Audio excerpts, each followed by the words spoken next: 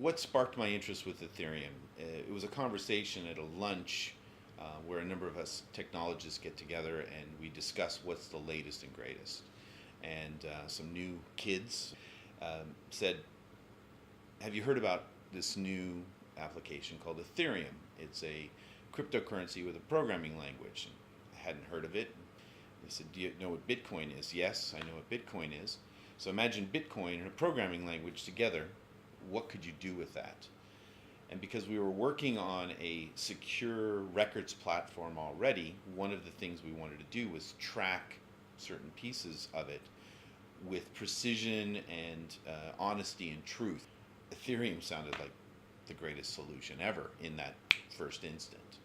What I did next was spend 48 hours straight researching everything I could find on the internet in regards to Ethereum. And it turns out it's this 19-year-old, now 19-year-old or 21-year-old Canadian Russian kid named Vitalik Buterin.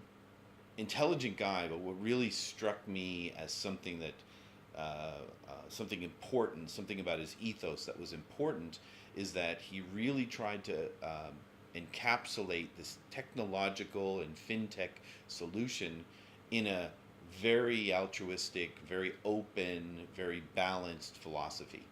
He was building a thing based on a passion of his. And so I saw this parallel between going through that arc of PCs with floppy drives, getting modems, going onto bulletin boards and starting to build a community. I immediately saw that with this Ethereum platform. And now, 2 years later, the community is insane. The development projects that are coming online are crazy. There's so many different ones. And it's kind of cool having been there right at the beginning.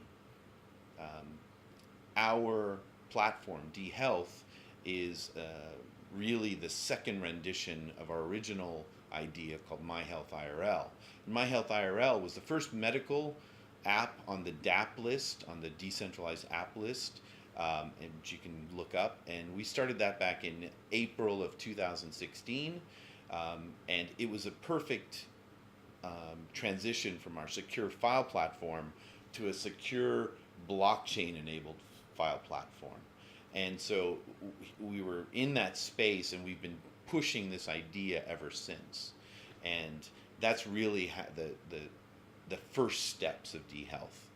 Seeing blockchain, matching it up with our file security, and then also having it match with our philosophy of kind of doing good and creating truth and trust in the world. It just all fit.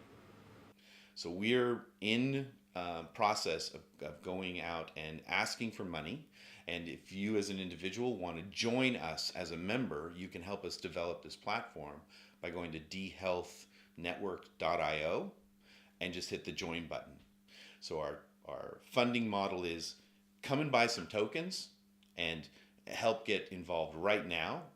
We're actually selling them at this very moment. Just go to the website, dHealthNetwork.io. The other big thing about investing in dHealth right now is every dollar you give, we take 72% of it and put it against action projects. So we have these action projects. We have quite a few of them, but for the top, the ones that I find are very important are we have funding independent research for cancer and diabetes, two of the biggest medical issues worldwide. We have an action project geared towards giving people relief from their health debt. This is a big problem in the U.S. right now. And we have a global initiative for clean water that we'd like to support. So that's a very large project. They need a lot of funding and support. And then one that's close to my heart is there's a local group that is providing rehabilitation services and supporting kids that have gone through child slavery. And so we're going to be putting a lot of focus on that also.